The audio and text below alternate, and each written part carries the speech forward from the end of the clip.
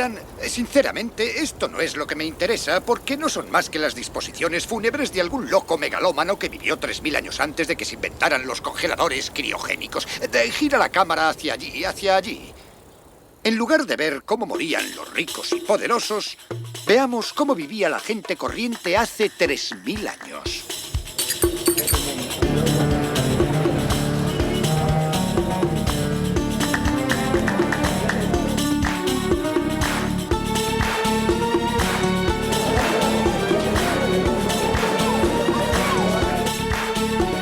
Lo que no sabemos de Egipto.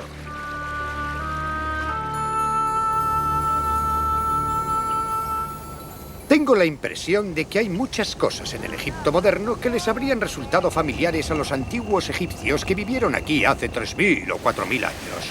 Esta es mi primera visita a Egipto, y para enseñármelo, tengo la suerte de contar con una egiptóloga de lo más atípica, la doctora Joan Fletcher.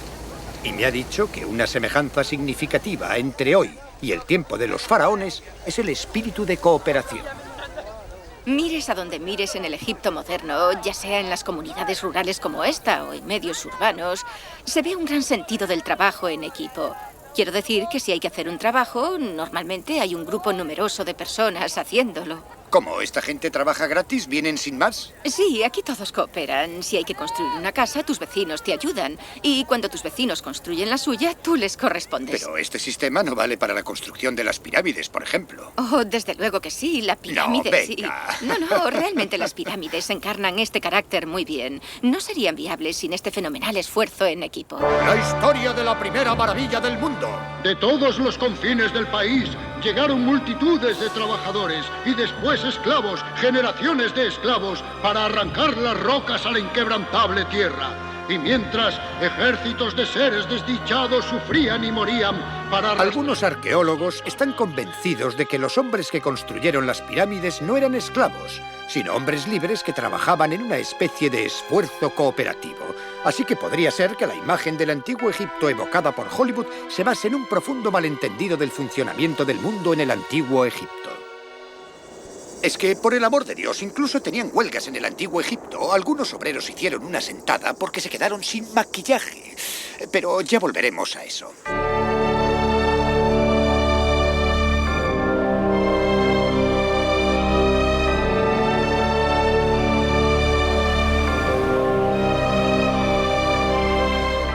Esto es Saqqara, al sur del Cairo moderno.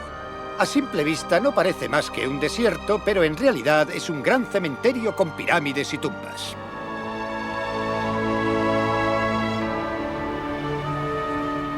A veces tenemos la impresión de que los antiguos egipcios estaban obsesionados con la muerte, pero esto es simplemente por un capricho del destino. Verán, solo un 5% de la tierra de Egipto es fértil, y en la antigüedad no querían desperdiciarla en tumbas, así que tomaron por costumbre enterrar a sus muertos aquí, en el desierto. Y de paso, la arena y el calor conservaban las tumbas casi mejor que cualquier invento humano. Pero los egipcios no estaban obsesionados con la muerte, en todo caso estaban obsesionados con la vida. Tanto que incluso quisieron conservar sus conversaciones diarias. Y eso es lo que voy a descubrir ahora. ¿De qué narices hablaba la gente en el trabajo hace 4500 años?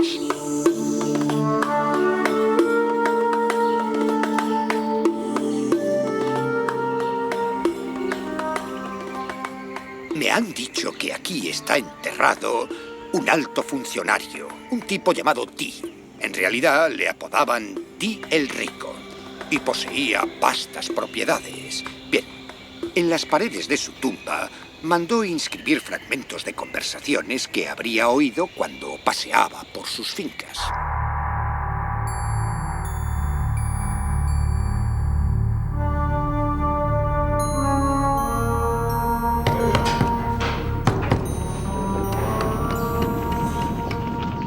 ¡Ordeñala! ¡Deprisa! ¡Viene el pastor!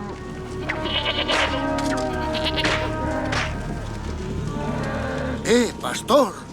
Cuidado con el cocodrilo. Está en el agua y no se ve.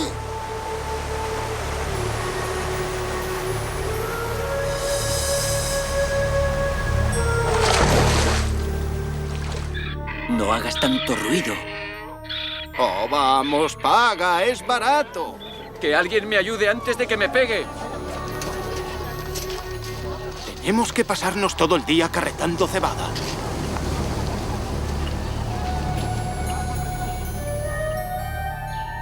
Es inevitable pensar que Ti sentía cariño por sus trabajadores, al menos lo suficiente para querer llevarse su charla con él al otro mundo. Me pregunto cuántos jefes modernos querrían hacer lo mismo. Pero Ti y la gente como él se preocupaban lo suficiente por sus trabajadores como para tratarles bien en este mundo. Todos sabemos que cualquiera que lleve una carga, tire de una carga o empuje cargas, puede sufrir sus nocivos efectos en la columna. Especialmente en la columna.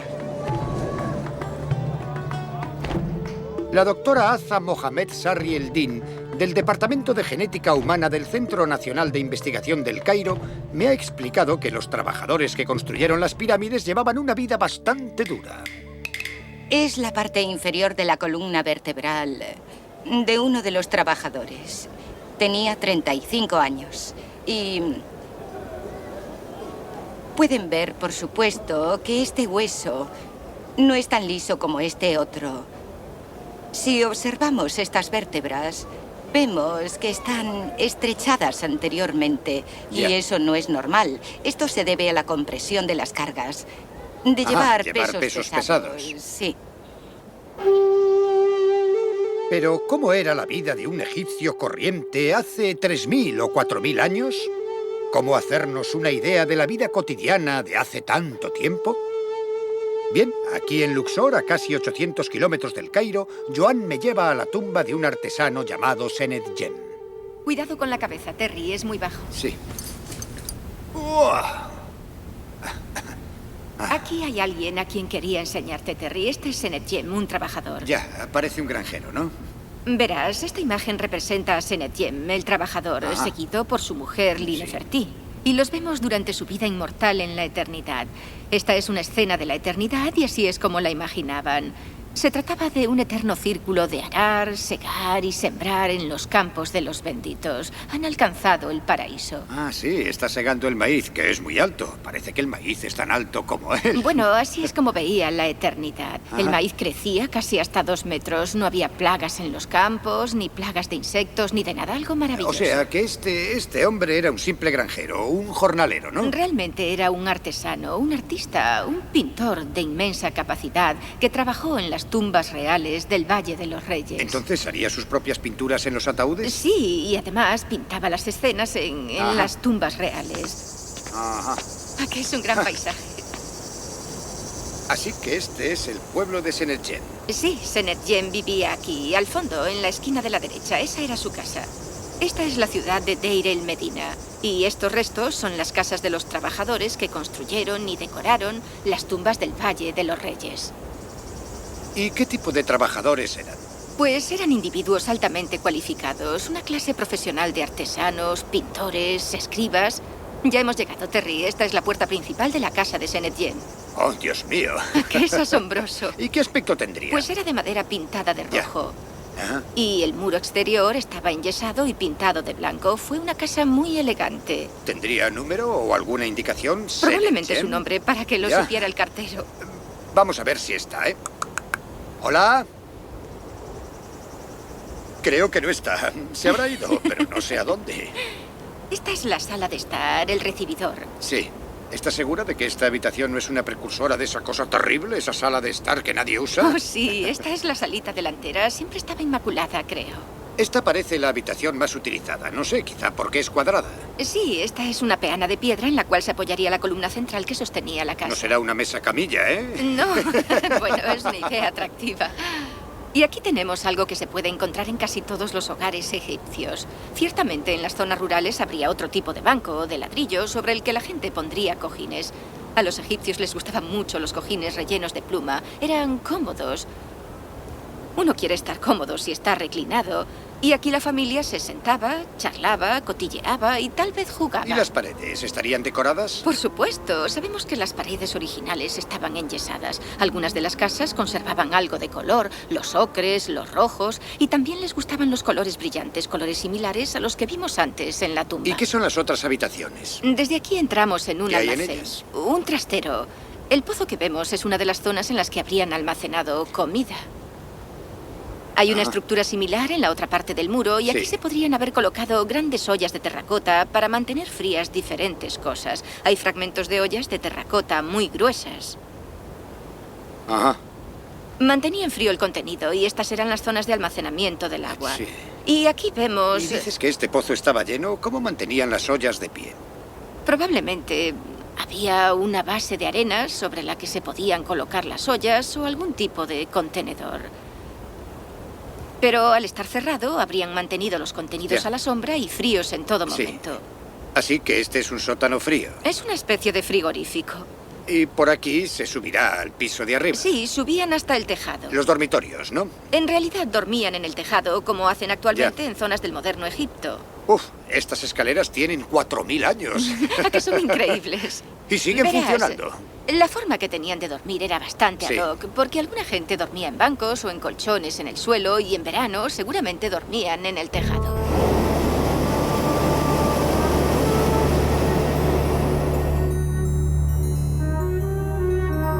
A vista de globo parece que no ha cambiado gran cosa.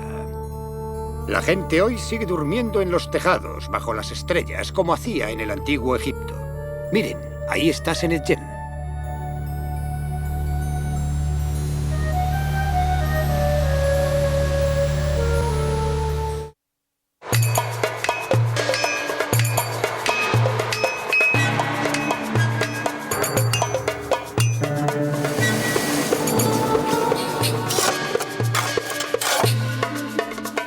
Los artistas, artesanos, canteros y carpinteros que decoraron las tumbas de los faraones incluyeron imágenes de su vida cotidiana en sus obras.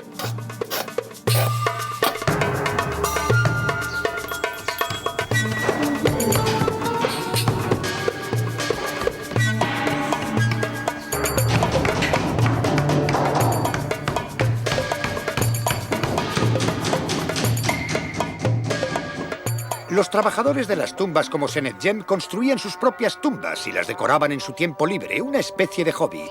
Pero estas tumbas, hágalo usted mismo, nos han dejado maravillosas imágenes de la vida cotidiana en el mundo antiguo. Ah, la carpintería. Sí, la carpintería. ¿Ves al hombre con la sierra serrando ese tablón? Ah, sí, sí. Y hay un hombre con un hacha Ajá. junto a él. Todos están trabajando, están haciendo Ya. muebles de madera. Arriba hay unos Sí. que hacen patas de cama, otros hacen Ajá, sillas. sí, Y ya luego veo. está esta maravillosa creación de aquí. Es una estantería, ¿no? Este andamio es fantástico, realmente lo es. Sí. Ah, sí, sí, sí. Este hombre se está agarrando a un lateral del andamio Ajá. mientras intenta subir, posiblemente con un mazo de piedra que se utilizaba para nivelar la superficie. Aquí están haciendo ladrillos. Aquí rompen el barro y el hombre que está encima lo convierte en pequeños ladrillos de barro con los pequeños moldes de ladrillos de madera. Ajá.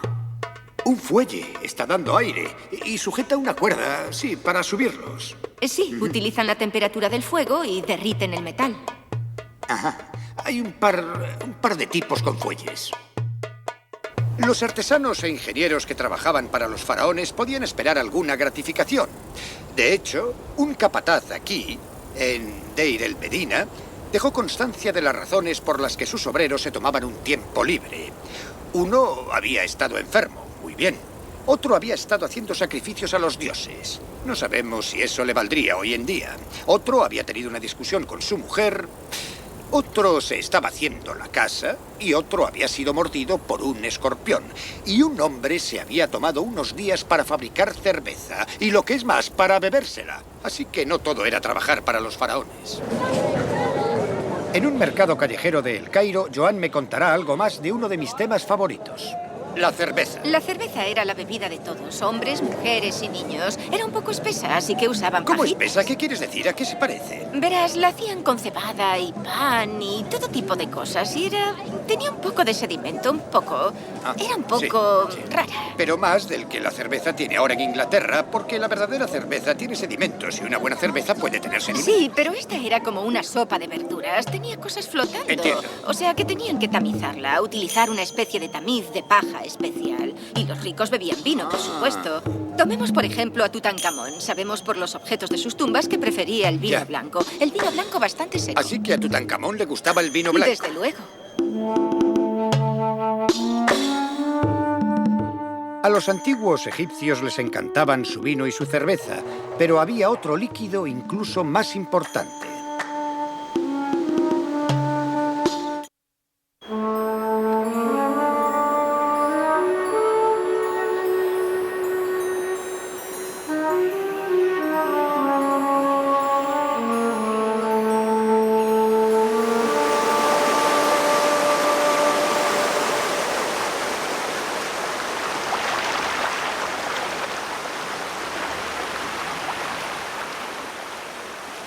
Egipto no se parece a ningún otro país. Su gente y su historia son únicas.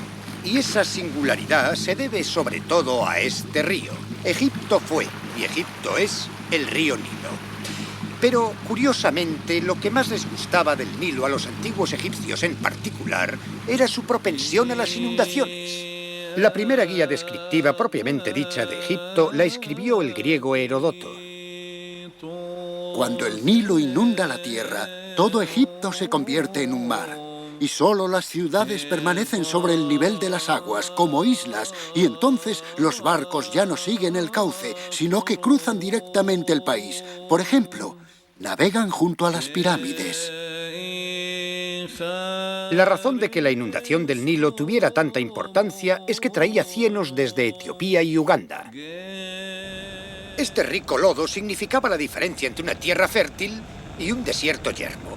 De hecho, los antiguos egipcios amaban tanto a este lodo que le pusieron ese nombre a su país. Le llamaron Kermit, o Tierra Negra.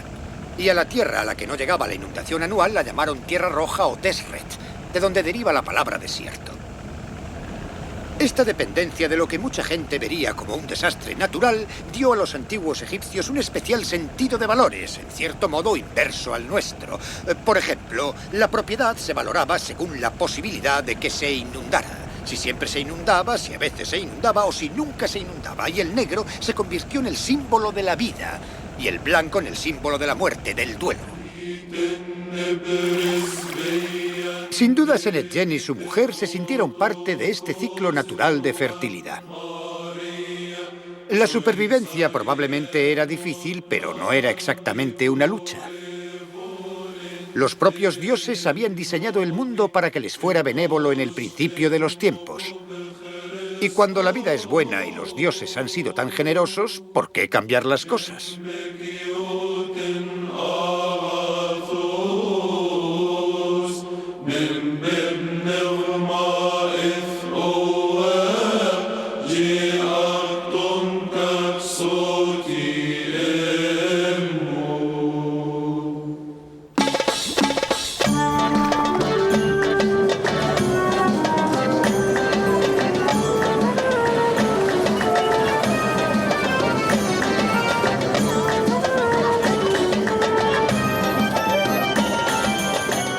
¿Pero podemos acercarnos más a Senetjen? ¿Cómo sería llevar su vida o al menos su ropa?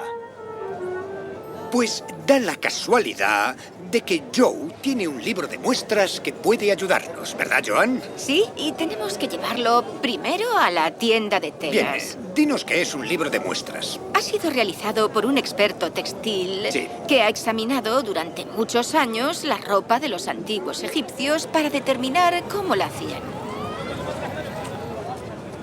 Hola. Hola. ¿Podemos ver algunas Hola, ¿qué telas? Enséñenos algo liso y resistente. ¿Qué buscamos exactamente? Buscamos algo como un buen lino blanco crema, con el que habríamos hecho algo así, una especie de camisa larga.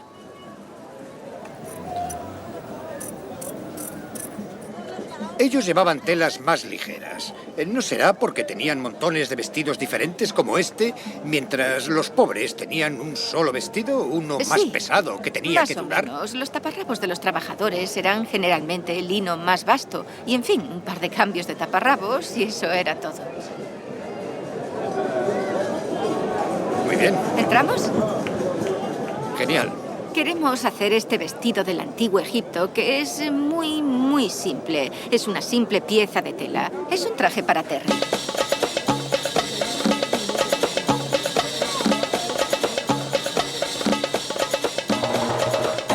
¿Y llevaré algo debajo? ¿Debajo? Es curioso que menciones eso, Terry. Tengo un antiguo diseño para un taparrabos. Ah, un taparrabos. Calzoncillos antiguos. No me harán pruebas de eso, No. ¿verdad?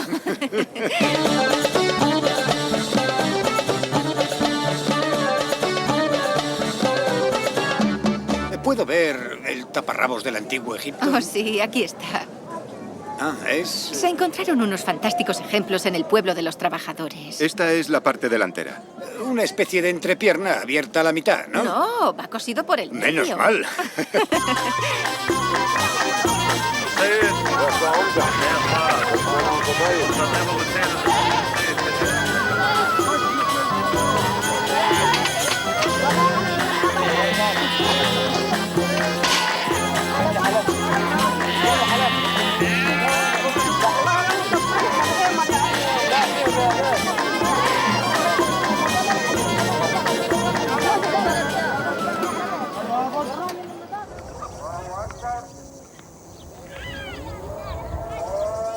Mientras mi sastre se ocupa de mi nuevo traje, Joan y yo volvemos a la ciudad de Kurna, en las afueras del Valle de los Dioses, para investigar otro elemento vital en la vida cotidiana del antiguo Egipto.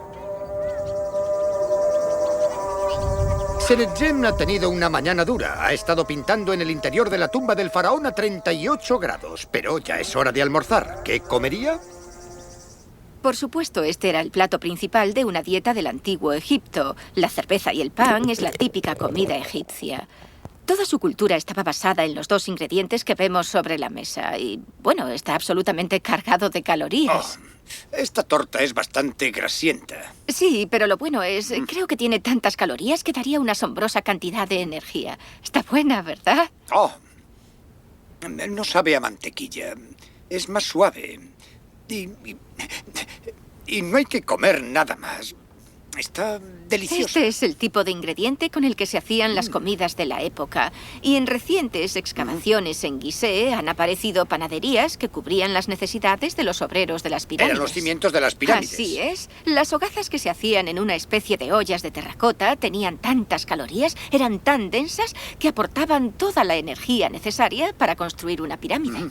Cuando la gente moderna piensa que los antiguos egipcios vivían con pan y cerveza, dicen, oh, pobres. Pero claro, están pensando en el pan de molde de un supermercado. Sí. Y es algo diferente. Por ejemplo, el sabor.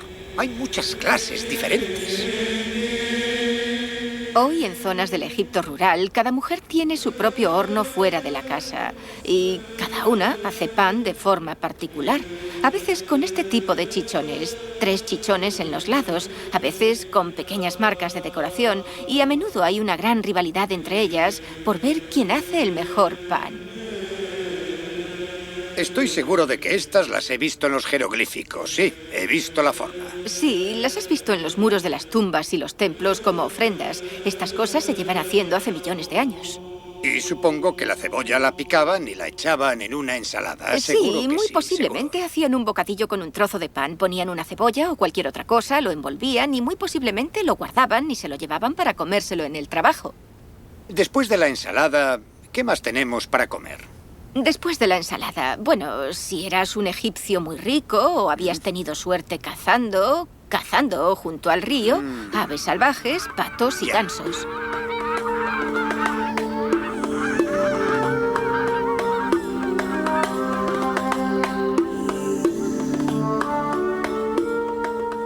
Ah, Oh, mira. absolutamente fantástico. Así que comían patos. Tenían ¿eh? patos y les gustaba cocinarlos. Les gustaba el pato asado crujiente rociado con miel. Incluso se ven las texturas en las escenas de las tumbas. Se ve la piel del pato desplumada. Ya. Es algo que los antiguos artistas mostraban en gran detalle, la preparación de la carne. Y aparte del pato asado, los egipcios también preparaban la carne y la salaban y después la colgaban para que se secara. La carnicería está vacía, pero puedes ver los ganchos que cuelgan en el techo. Sí. Muchas escenas de tumbas y templos muestran carnicerías y los lugares donde los animales eran sacrificados y el proceso de secado de la carne y muchas veces también del pescado. Se colgaban para secar los arenques y otros peces. Eran unos expertos en el secado de pescados. ¿El pescado seco era algo habitual? Oh, sí, sin duda. Claro.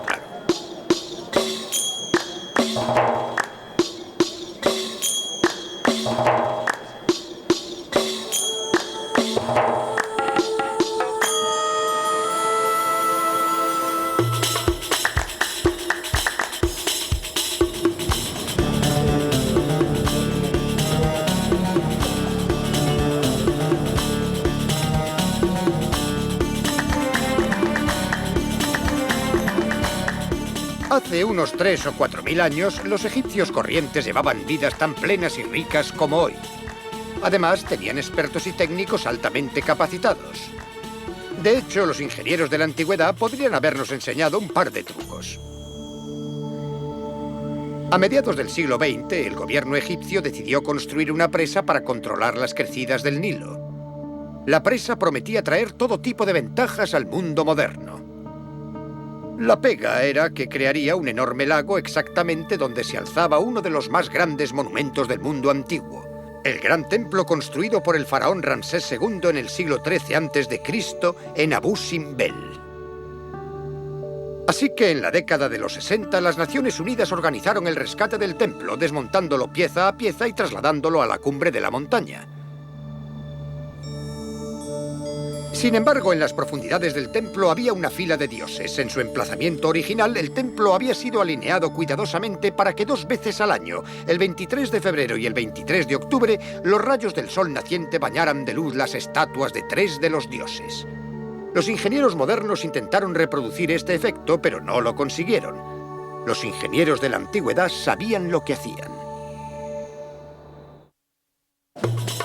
La vida en Egipto disfruta de una extraordinaria continuidad con el pasado, pero eso no significa que no haya habido enormes cambios, que los ha habido. En el año 391 de nuestra era, el emperador romano Teodosio promulgó un decreto prohibiendo los templos paganos en todo el imperio.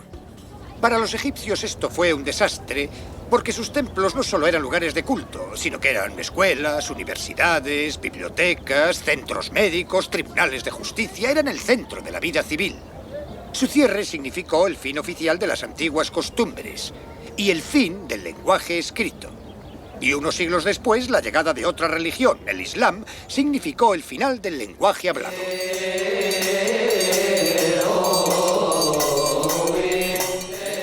Sin embargo, la lengua del antiguo Egipto se siguió hablando. Y aún se habla.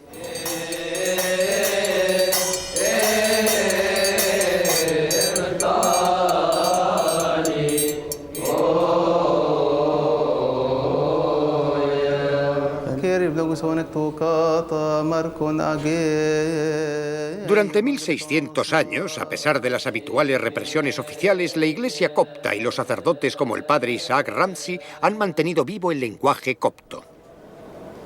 El copto es un derivado del antiguo lenguaje egipcio. O sea que ustedes hablan la lengua que hablaban los faraones. Sí.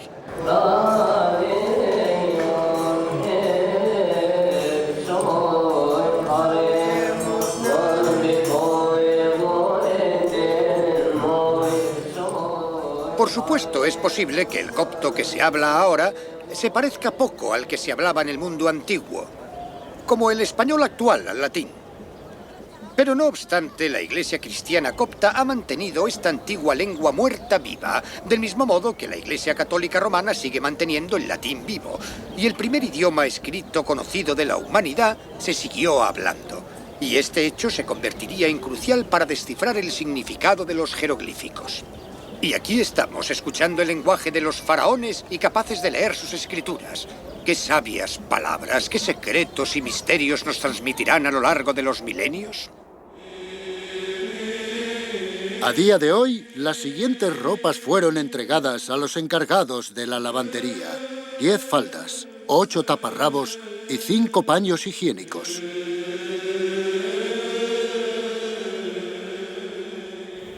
En realidad, la palabra jeroglífico es un nombre erróneo. Verán, cuando los antiguos griegos encontraron por vez primera estos escritos místicos en las tumbas y templos egipcios, asumieron naturalmente que estaban llenos de significado místico, y por eso les llamaron jeroglíficos, o grabados sagrados. Pero en realidad, muchos de ellos estaban lejos de ser místicos, y no todos estaban grabados en los muros de los templos. Los egipcios inventaron el primer papel. Utilizaron el interior de un junco conocido como papiro, de ahí proviene el nombre de papel. Y era en lo que escribían los documentos oficiales y los archivos. Pero para las notas y mensajes cotidianos había una versión mucho más barata, a mano, o mejor dicho, a pie. Tenían trozos de cacharros de barro rotos o fragmentos de caliza y sobre eso garabateaban sus mensajes. Pero para ello desarrollaron una especie de versión abreviada del jeroglífico que se conoce como hierático. ¿Hay alguien escribiendo aquí abajo? Está leyendo un papiro. Está leyendo el texto ritual. Lee en alto todos los objetos rituales que se utilizaban en el funeral y que están sobre esta mesa negra pequeña que casi parece una mesa Está camilla. pintada de blanco, ¿no? Sí, para darle idea de prístino. Una reluciente blancura nueva. Es un papiro nuevo. El papiro crecía en abundancia en las orillas del Nilo y a alguien se le ocurrió que cortándolo, alisándolo, empapándolo y entretejiéndolo y después apretándolo se podía fabricar algo sobre lo que escribir.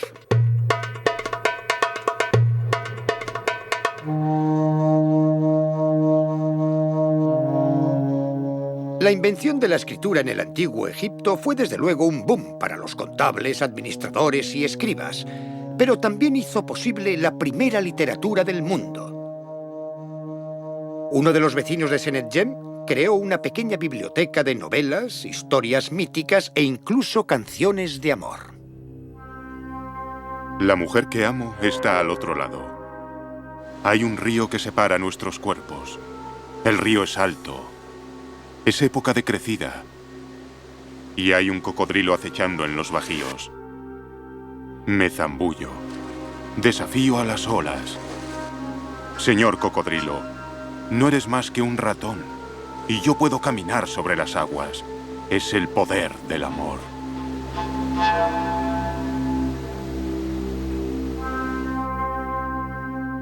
Otro género literario que los antiguos egipcios parecen haber inspirado es la autobiografía. Por supuesto, las suyas solían estar escritas en piedra. Aquí, por ejemplo, un hombre llamado Amos relata cómo se abrió camino desde la nada para llegar a ser miembro de pleno derecho de los nuevos ricos. Crecí en la ciudad de Negev. Mi padre era soldado del rey. Presté servicio de soldado en su lugar, en el barco Toro Salvaje, en tiempo de Amosis, cuando yo aún era joven y no había tomado esposa, y me llevé a un hombre cautivo. Me introduje en el agua, puesto que fue capturado junto a la ciudad, y crucé el agua llevándolo. Cuando fue informado el heraldo real, fui recompensado con oro. Me siento enfermo. He alcanzado la vejez. Descanso en la tumba que yo mismo me he construido y os relato todos los favores que me han sido concedidos. He sido recompensado con oro 7 veces, en presencia de toda la nación y de todos los esclavos y esclavas, y me han sido concedidas numerosas tierras. El nombre de un hombre valiente perdura por lo que ha hecho. Bueno, muy bien por el hombre valiente. Pero, ¿qué hay de las mujeres valientes? Me ha sorprendido averiguar que en el antiguo Egipto las mujeres tenían los mismos derechos legales que los hombres. Y lo que es más, podían casarse, podían divorciarse, podían comprar y vender propiedades y tenían derecho a recibir los mismos salarios que los hombres, algo que en el mundo moderno aún no se ha conseguido del todo.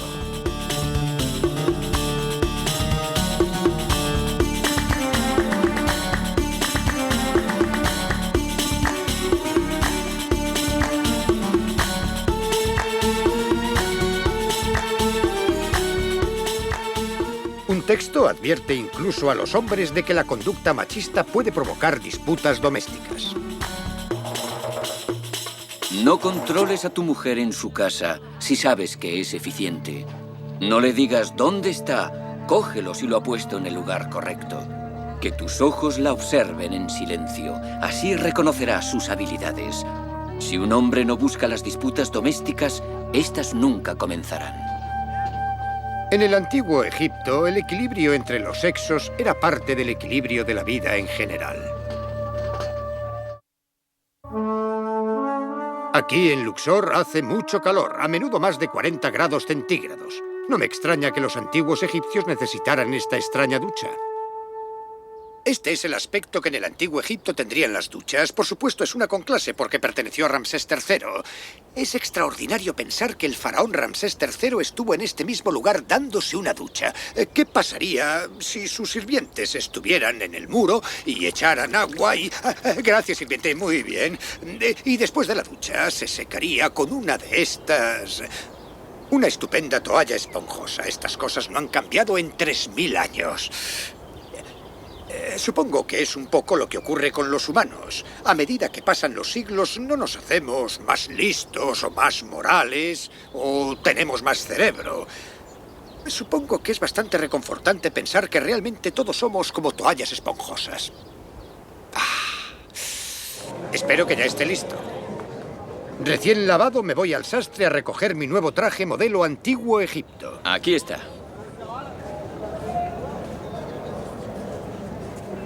Bien, ¿quieres probártelo? Mejor. Sé que Por no si no debo, te pero vale. haré una pregunta tonta.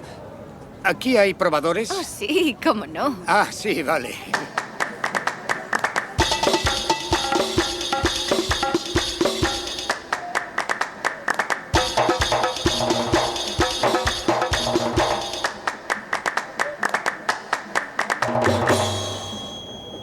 Precioso. Está bien para guardar mi momia, ¿no? Sí, estaría Genial. bien. No está de más integrarse con la población local. Mézclate. O sea que voy a tener que salir así. Ah, estupendo. ¿Sí? Bueno, no sé muy bien cómo hacerlo, pero creo que así estará bien. Toma. Tu calcetín. Muy bien. Siempre llevo calcetines en Egipto. Es por el frío. Un buen calcetín de lana es muy necesario para el sol de mediodía. Bueno, no estoy exactamente en la piel de Senet-Jem, pero al menos sí en sus ropas. Lo único sin lo que Senet-Jem no se dejaría ver en público es sin maquillaje. Verán, el maquillaje era algo esencial para una persona corriente hace 4000 años. Y una vez más había igualdad entre los sexos. Tanto hombres como mujeres llevaban maquillaje. Lo que me lleva de nuevo a la huelga de los trabajadores que mencioné antes. Ocurrió un día de 1170 a.C. Algunos obreros de una tumba del Valle de los Reyes se pusieron en huelga porque se les acabó el maquillaje. Exigían más aceite hidratante y ropas y verduras y pescado. Los burócratas locales intentaron persuadirles de que volvieran al trabajo, pero ni hablar. Y los obreros hicieron una pacífica sentada, aquí, en este templo. Al final les ofrecieron un mes de provisiones, pero eso aún no era suficiente y siguieron con su sentada hasta que les ofrecieron 2 meses de maquillaje y comida.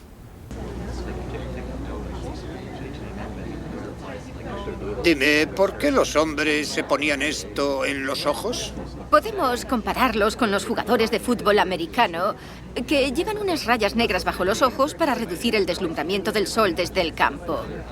Es exactamente lo mismo en el antiguo Egipto. Todos sabemos el clima que hay, el calor y el sol, cómo se refleja en el desierto y en las rocas. Y los hombres que hacían trabajos físicos necesitaban algo para reducir el deslumbramiento del sol en los ojos. Son una especie de gafas de sol del antiguo Egipto, realmente. Así que en la cara, como obrero, llevaría algún aceite hidratante. Mucho aceite hidratante, sí, por toda la piel. Posiblemente perfumado y con los ojos maquillados. Ya. Es muy raro lo de estos obreros de la construcción que van a trabajar con los bocadillos y el maquillaje puesto. Desde luego. Pero hay una pintura de alguien que se lo pone a los demás mientras están en el trabajo, ¿verdad? Sí, en la tumba del trabajador hippie hay una escena de los compañeros de hippie trabajando duro y se ve a un tipo rondando poniéndoles la crema mientras están trabajando.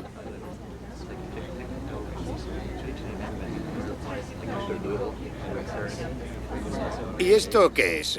¿Tengo que ir calvo? Bueno, los antiguos se afeitaban la cabeza o llevaban el pelo muy corto para evitar los piojos, que eran muy comunes entonces con el tiempo seco y caluroso.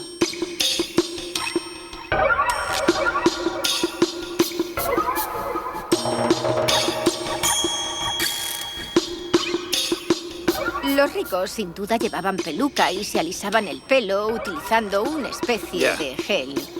En los tiempos antiguos utilizaban una mezcla de resina, cera o grasa. De hecho, algunas de las antiguas recetas, como la grasa de erizo, se utilizaban para evitar la calvicie.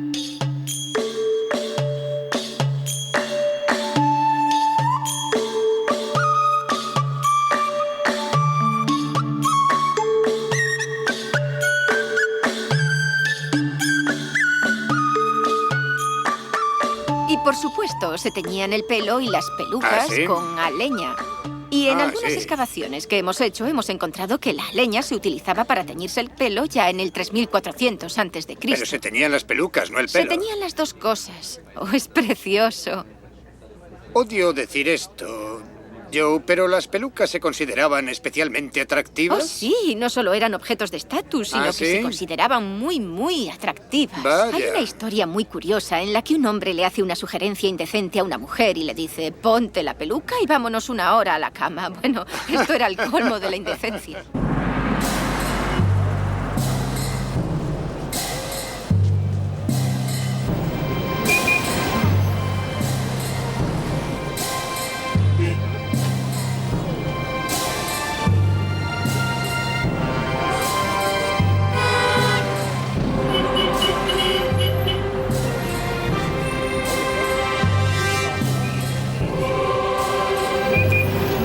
Vuelvan al trabajo, por favor.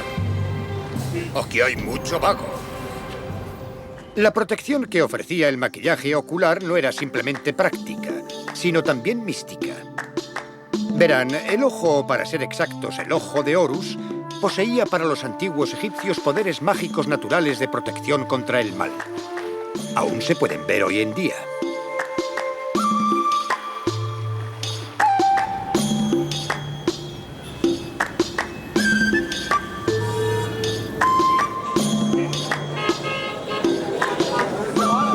Pero, por supuesto, los antiguos egipcios también sabían protegerse. En cualquier mercado se podían comprar medicamentos y hierbas medicinales. Y, de hecho, los antiguos egipcios inventaron la pasta de dientes, las primeras gotas para resfriados, los elixires bucales, el chicle y los desodorantes. Pero ni siquiera el ojo de Horus podía proteger a los antiguos del omnipresente espectro de la muerte, y los niños eran especialmente vulnerables. Muéstrate, visitante de las tinieblas, que avanzas paso a paso con la nariz y la cara en el reverso de la cabeza. ¿Has venido a besar a este niño?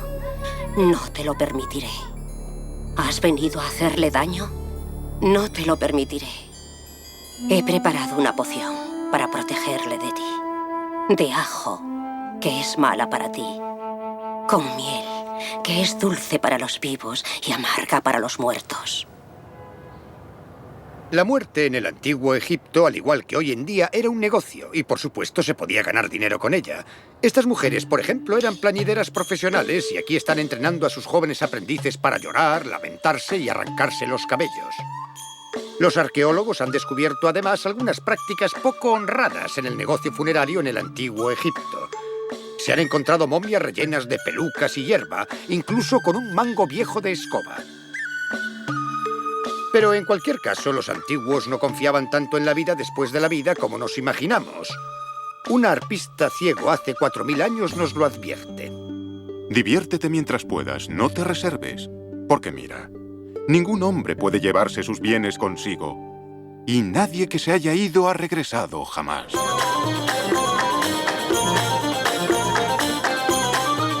Los grandes gobernantes han desaparecido. Sus tumbas han sido saqueadas o redescubiertas, sus momias deshechas y los mangos de escoba extraídos. Los todopoderosos faraones se han convertido en propiedad pública. Pero quizá la verdadera inmortalidad está por ser encontrada entre los hombres y mujeres corrientes cuyas vidas han cambiado muy poco desde los días de los faraones. Quizás lo que no sabemos del antiguo Egipto siempre ha estado aquí, delante de nuestras narices.